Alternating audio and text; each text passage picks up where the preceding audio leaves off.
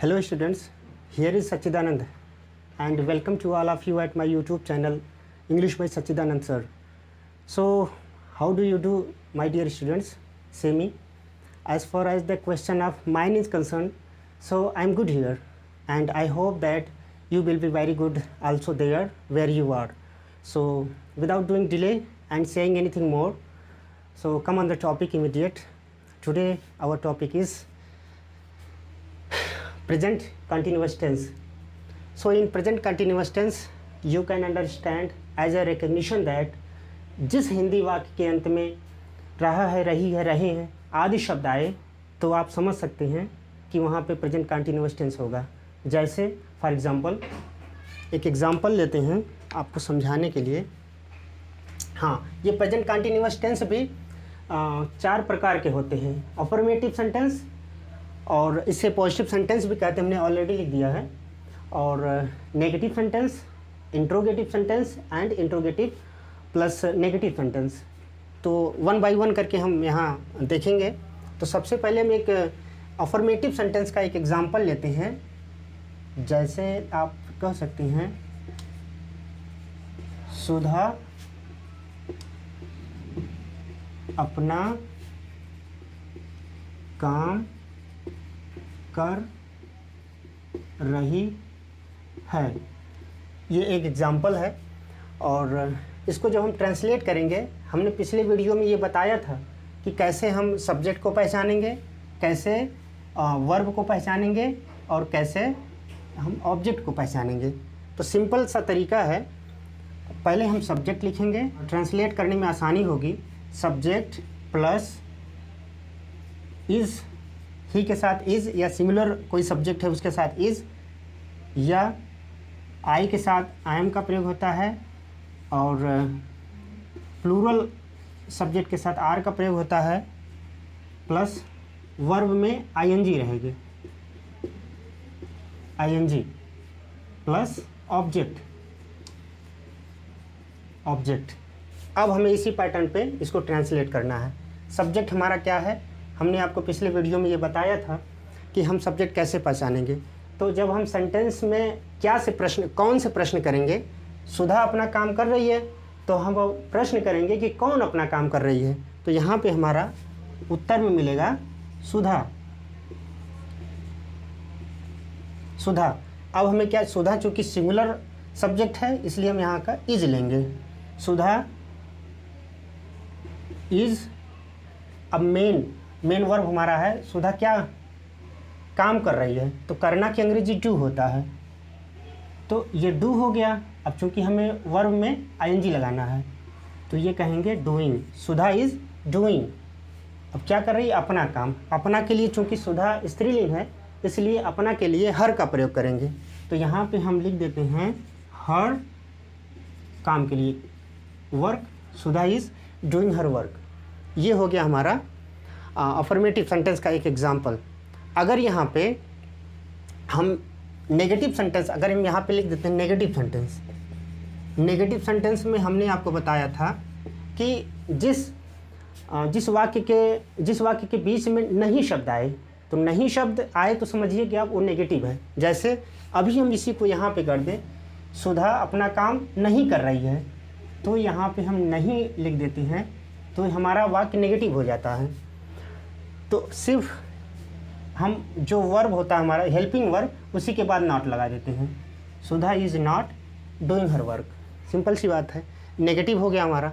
एक इसके बाद आता है इंट्रोगेटिव सेंटेंस। इंट्रोगेटिव सेंटेंस में वो सेंटेंस है जिसमें प्रश्न किया जाए और जिसके शुरुआत में क्या आए। ये 2 प्रकार का होता है। एक फर्स्ट टाइप का होता है जिसमें क्या, क्यों, क्या पहले से आता है, और जो सेकंड टाइप का होता है उसमें क्यों, कब, कैसे, जो इंट्रोगेटिव वर्ड है वो बीच में आते हैं। तो हम एक इंट्रोगेटिव का एग्जांपल इसी को बना लेते हैं। अगर हम ये कहें, इसको हम मिटा दें, तो ये कहें कि क्या सुधा अपना काम कर रही है। नहीं को हम हटा देते हैं, नहीं को बाद में जोड़ेंगे। क्या सुधा अपना काम कर रही है, तो हम कुछ नहीं करेंगे, क्या की अंग्रेजी कुछ नहीं लिखेंगे, सिर्फ हमारा ये ये वर्ब जो है पहले आ जाएगा। हम लिखते हैं यहाँ पे is Sudha doing her work. और आप जानते हैं कि जब इंट्रोगेटिव मार्क होता है यहाँ पे, तो इंट्रोगेटिव मार्क ज़रूर लगाते हैं इंट्रोगेशन का। तो ये हमारा इंट्रोगेटिव हो गया। अब एक बुक में तो नहीं लिखता, लेकिन हमारा ये मानना है कि जैसे अगर वाक्य में नेगेटिव और इंट्रोगेटिव दोनों आ जाए तो आप क्या करेंगे। तो हम अलग से यहाँ पे लिखते हैं इंट्रोगेटिव प्लस नेगेटिव, जिसमें दोनों सेंटेंस आ जाता है।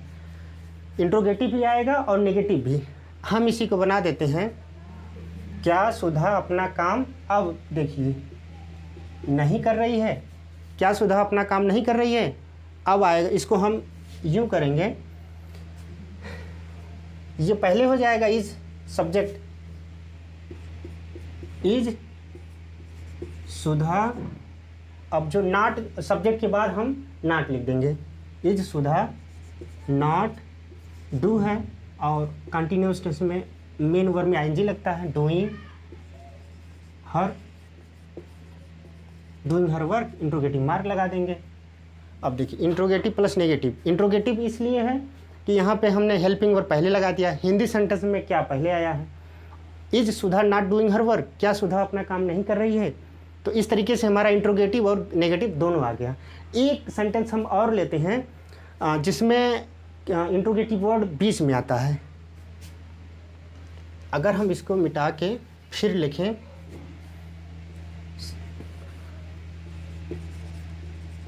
इसी एग्जाम्पल को हम ले रहे हैं इसलिए ताकि आप लोग आसानी से समझ सकें कहाँ से चेंजिंग होती है। सुधा अपना काम क्यों नहीं कर रही है। ये देखिए इंट्रोगेटिव क्या, क्यों, कब, कैसे अगर बीच में आए तो हम अब पहले पैटर्न पे ये नहीं करेंगे कि यहाँ पे इज लगाएंगे, हेल्पिंग वर्ब पहले नहीं रखेंगे। इसी को हम जो इंट्रोगेटिव वर्ड होता है उसको हम पहले ही रख देते हैं। जैसे अब इसको अगर हम ट्रांसलेट करें, ध्यान रखिए कि इसमें इंट्रोगेटिव और नेगेटिव दोनों सेंटेंस है। अब हमने कहा कि जब बीच में आ जाए तो इसकी अंग्रेजी पहले लिख लेते हैं, वाई, उसके बाद अब सब्जेक्ट हमारा सुधा है, वाई सुधा, सॉरी यहाँ पे वाई के बाद तुरंत हम हेल्पिंग वर्ब लगाएंगे, why is Sudha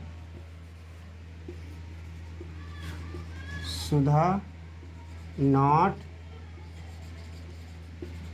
doing her work.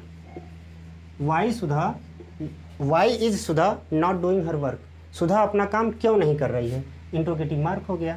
ये हमारा इंट्रोगेटिव प्लस नेगेटिव दोनों वाक्य आ गया। इसमें इंट्रोगेटिव है प्लस नॉट है, नेगेटिव है।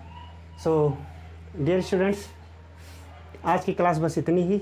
नेक्स्ट वीडियो में फिर मिलेंगे। Thank you so much.